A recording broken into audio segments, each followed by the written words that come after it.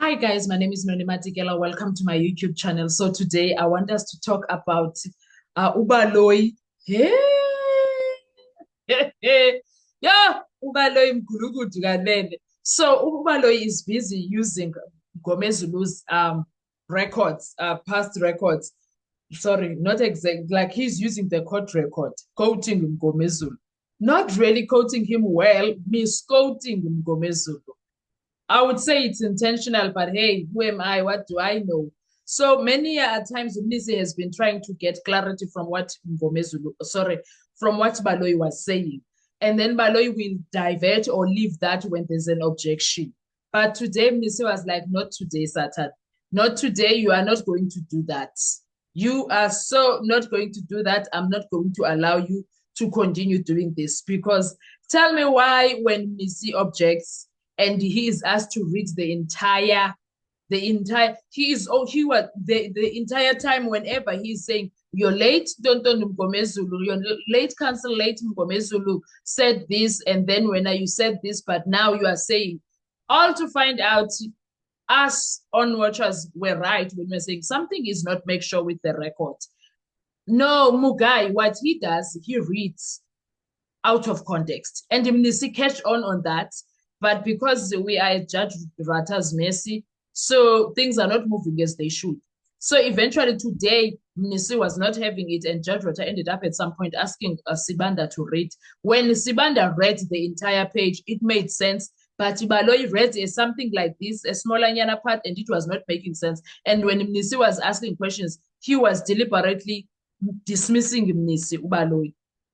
I love what happened there. Mnisi exposed his behind.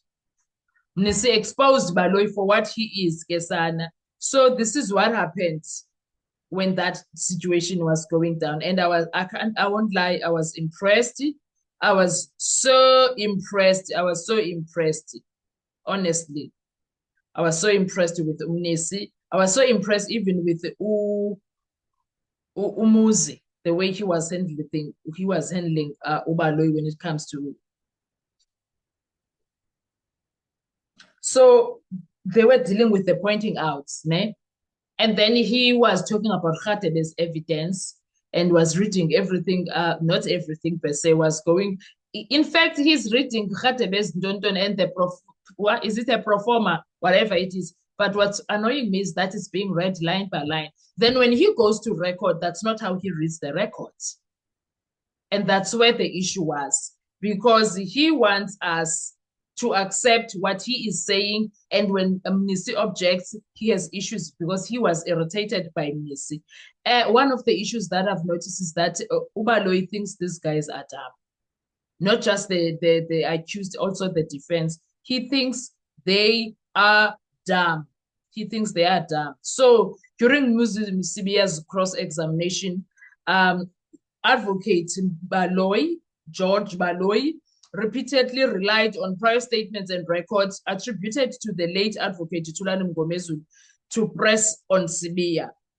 And also at one point, Advocate Charles Mnisi, who is the defense lawyer currently of Sibiya, interrupted and challenged Baloyi's use of Mngomezulu's material, arguing the prosecutor was misquoting or mischaracterizing the records, and that Baloyi's rendition omitted context that mattered. Several times this happened, and Mnisi forced the issue and demanded the court to treat the original record and how it was voted correctly. Okay.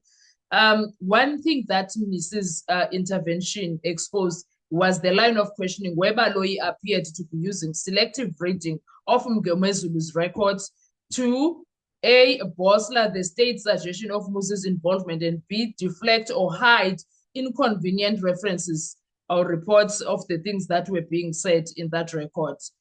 To show the defense pressing to bring back into focus the parts of referencing Muzi, which is Muzi.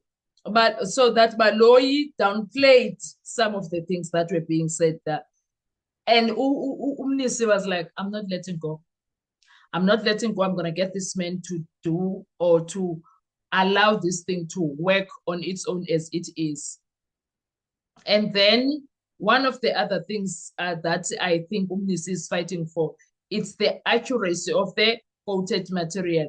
Because if the prosecutor misquotes a previously filed record, especially one introduced by the defense prior counsel, that can mislead the court about the original speaker's meaning.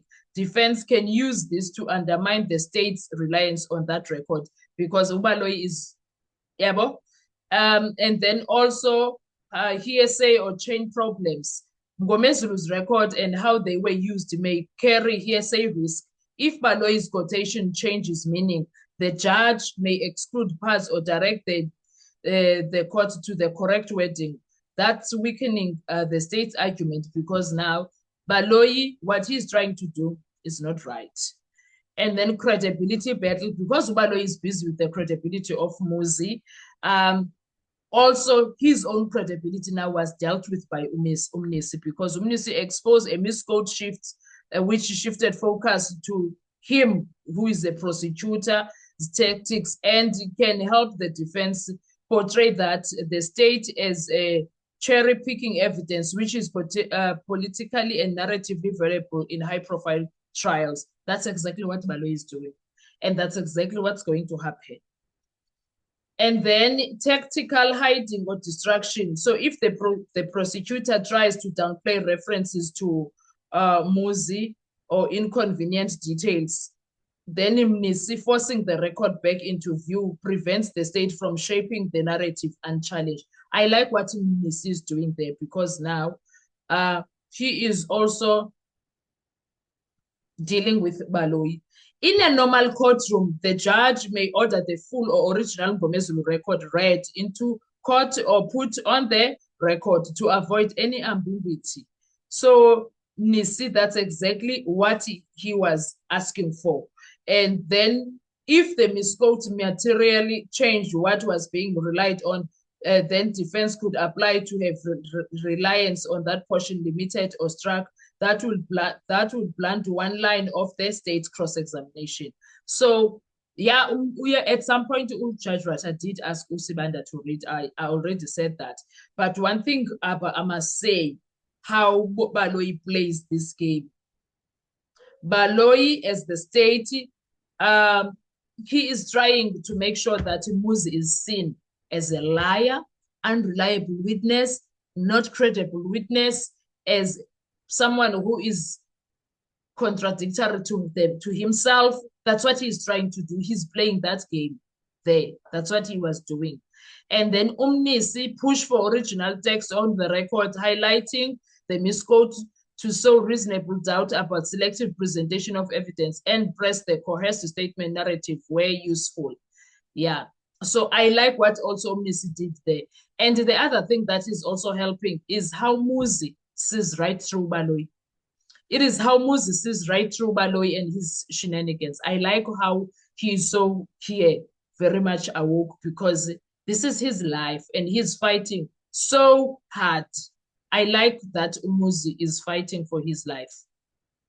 I like that. I'm impressed with him and the way he is fighting for his life. I'm so impressed. I do not want to even lie. Because in that situation, Baloyi was attempting to, in fact, he's been getting away with a lot of things, first of all. So now he was attempting to corner Muzi using that late advocate Mngomezulu's previous propositions. But I like how CBS stood firm and exposed the twist in Baloyi's line of questioning a lot. And also, you need to also check out how confidently Muzi handles this prosecutor. Now, I like what the comment section says of YouTube. They say LLB versus grade 12.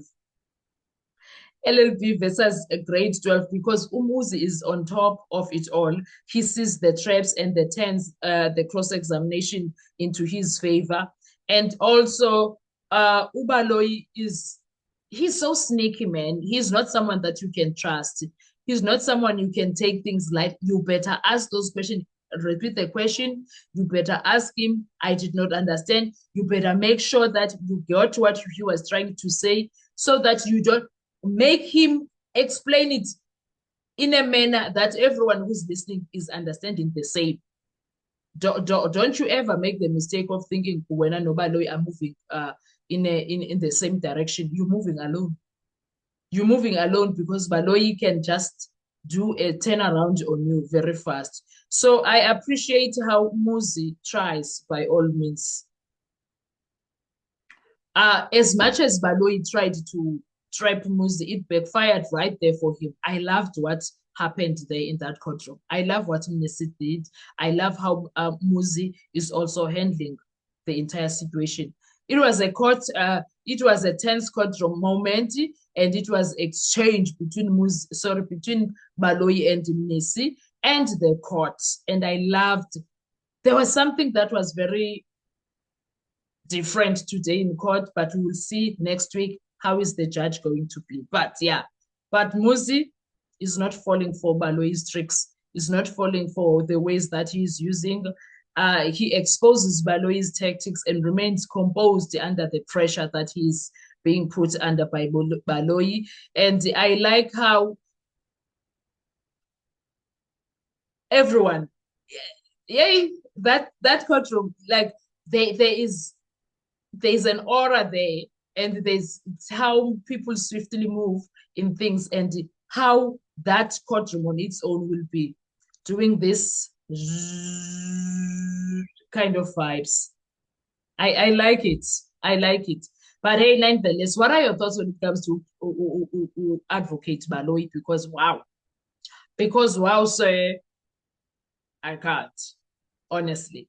Let's talk with comment section. Thank you so much. I will see you on our next video. Bye-bye.